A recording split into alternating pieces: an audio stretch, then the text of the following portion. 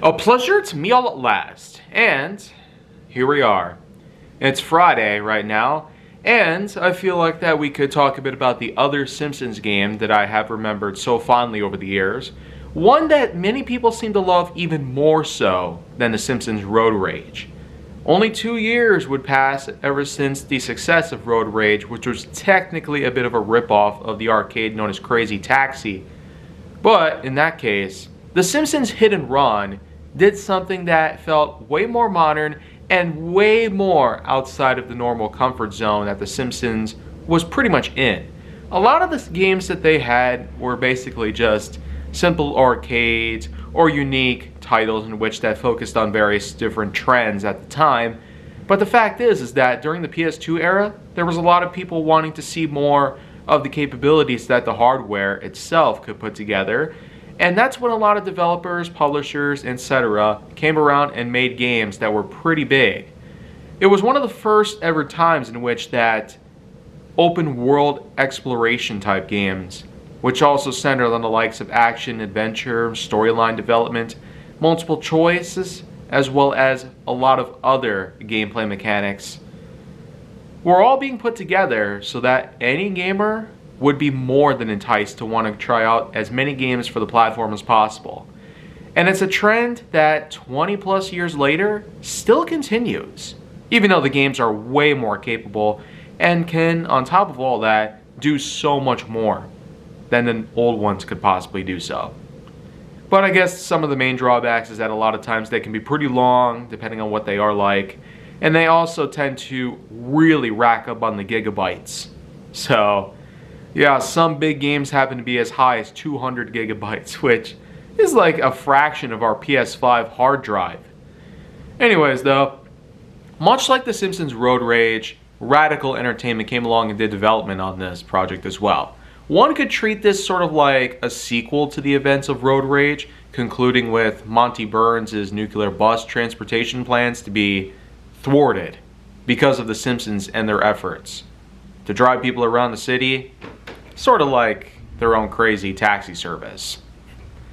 I could see why they were influenced by Crazy Taxi enough to completely rip it off with The Simpsons. Anyways, though, with the storyline of Hit and Run, it actually follows along with, get this, Apu. Yeah, and did you know he has a pretty big last name? Do correct me if I'm wrong if I pronounce it, but Apu's last name is, get this, Nahasad P. Mape Tilan. Like I said, in the comment section below, you can always let me know if I said it wrong. So that way I know how to properly pronounce it. Anyways, though, there's apparently a number of things that unfold in Springfield itself. There's a lot of problems that happen, as well as supposed, get this, new Buzz Cola.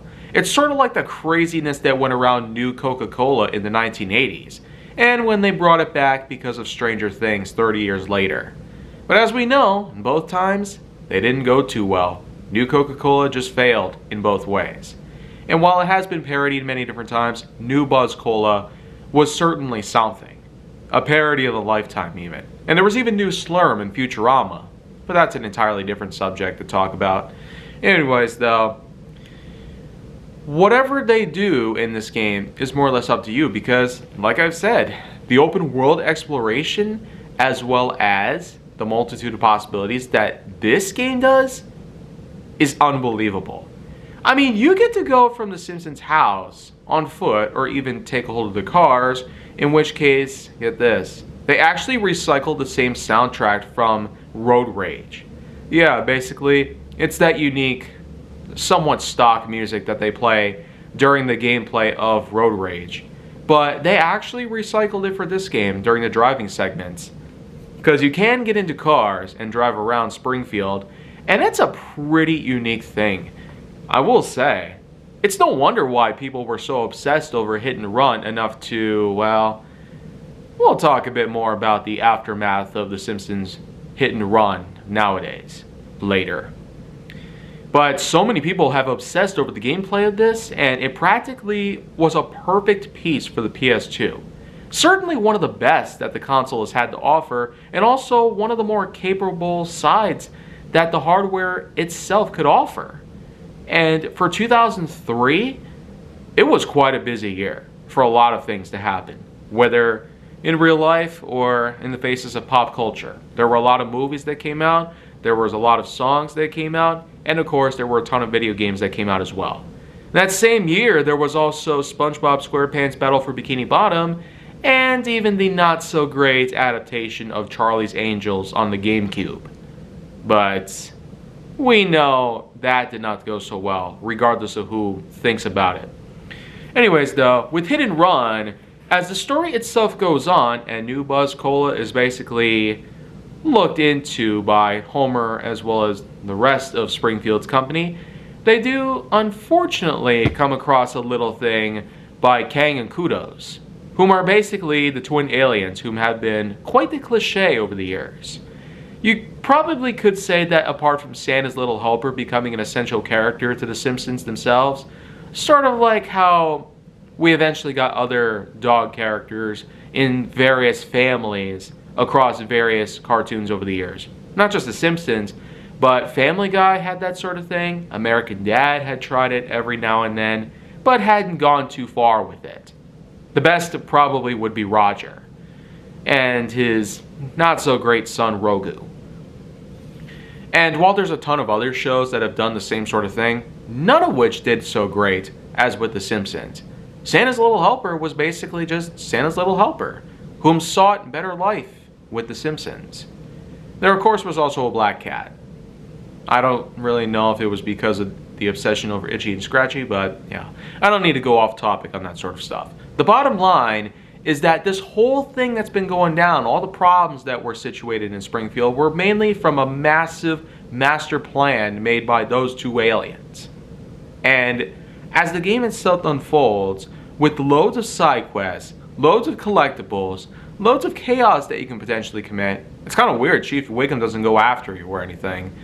It's just nuts, every which way you look at it. It's that sort of unique humor that you'd find in the show itself. The fact that you can do it in a game, and as broadly as you can potentially imagine, it's no wonder why so many people were into this game, and even after 22 long years since its release, everybody is still clamoring around, demanding, get this, some people want it to be remade. Unfortunately though, it's just not possible. And it's mostly because some of the earlier developers, especially those who were former Radical Entertainment workers, didn't want to do it. And it really is quite a disappointment to most people. A public release, especially with Ryubs, a fan developer, they stated that it likely will never happen. Even with the likes of a PS5 teaser, yeah, that was more or less just a prank that a fan put together. A sequel, Hit and Run 2, by EA on a PS5 cartridge. Disc box. But that was mostly just a fan art that somebody made. Honestly though, I do feel like that potentially a sequel might be a better option here than just trying to remake the game itself. And the fact is that given the proper licensing, I'm sure that a good developer could make it. What if it could be Nacon? They did a pretty good job with RoboCop a couple years ago. Or they could even allow for another really good developer out there to create Hit and Run 2, or I really get the feeling that even a remaster of the original would probably be just as good here. Or even PlayStation Plus. Because over the last 3 or 4 years, we've been seeing a ton of PS2 games, even more obscure titles. Like, have you heard about such older PlayStation games like Rallycross, 2 Extreme, Mr. Mosquito? I have never heard of those games in my whole life. And I'm the person who's played through all 5 consoles in the PlayStation lineage. I mean, seriously. 4 years after the PlayStation came out, I was born. And that was the first console I got. 12 games were included. By the time we retired it in 2003, moved on to the PS2. The PS2 itself would be retired in 2012, following a family's house blowing up from a gas leak. And, well, our PS2 has been sold off to them along with all the games. In that instance, we collected a total of 38 games. 38 of them, which is a lot. We had Jak and Daxter, we had The Incredible Hulk, we had the MX and ATV games, we had Dragon Ball Z, we had Pac-Man, as well as a variety of other things. So at the end of the day, I've had a lot of experience with the consoles. PS3, of course, unfortunately may not be sold because of its not so great condition. As for the PS4 and PS5, I still have a hold of both, though I might sell off the PS4 later on, because my PS5 is doing excellent at the moment. Maybe with a few upgrades, it can probably be at its best potential, but yeah. The bottom line is that I really get the feeling that PlayStation Plus, with all the games from PS2 as well as other PlayStation platforms being released over the last few years, why not do the same for Hit and Run, or Road Rage even? Having both would really come calling out to me to come on back and play them again after like 15 years since I last did anything with those games. Of course, there are walkthroughs and whatnot just to keep my memories flowing about this whole thing, but at the end of the day, it doesn't really make that much of a difference, nor does it really feel the same as actually experiencing the games. You know what they say, it's hard to imagine today unless you've lived it. And being that I lived in the years in which that both of those games were made, released, and played through by myself, my brother, and other people that I know well over the years, I really wonder, what is PlayStation possibly thinking about releasing more new games rather than at least trying to port some of their older games onto PlayStation Plus? Because we even have a lot of older Indiana Jones games. And no doubt because we got a brand new Indiana Jones game out.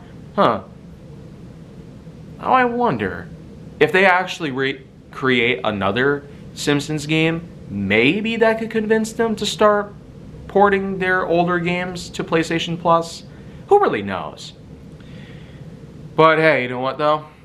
The storyline, the gameplay, the voice acting, the humor, all of this stuff chalks up to an incredible scoring from me of 8.8 out of 10.1. Yeah, it's around the same as with Road Rage. But while Road Rage was technically a little too generous by my part, Road Rage and Hit and Run both get up to nearly 9.0 in my overall scoring. And that's quite high when you think about it. And I'm sure I could probably go even higher on that, but we got many more games out there to talk about. So it's not exactly a full confirmed visual, nor is it really a good way to put everything together here. But my scorings are my scorings, and I'm sure a lot of people have their own view on this game, and many others. Both Road Rage and Hit and Run were excellent titles at the time, and even after all these years, we really do hope to see more of The Simpsons, and possibly other franchises. I do get the feeling that some people are probably going to want me to talk about other sort of adult cartoons. Like, we know there's a couple of Family Guy related games out there, like Back to the Multiverse. Maybe I'll talk a bit about that later on. But for now though, if you want to see more go down on my channel, make sure to like, subscribe, comment, follow me wherever you can find me, and stay on the Hollywood side.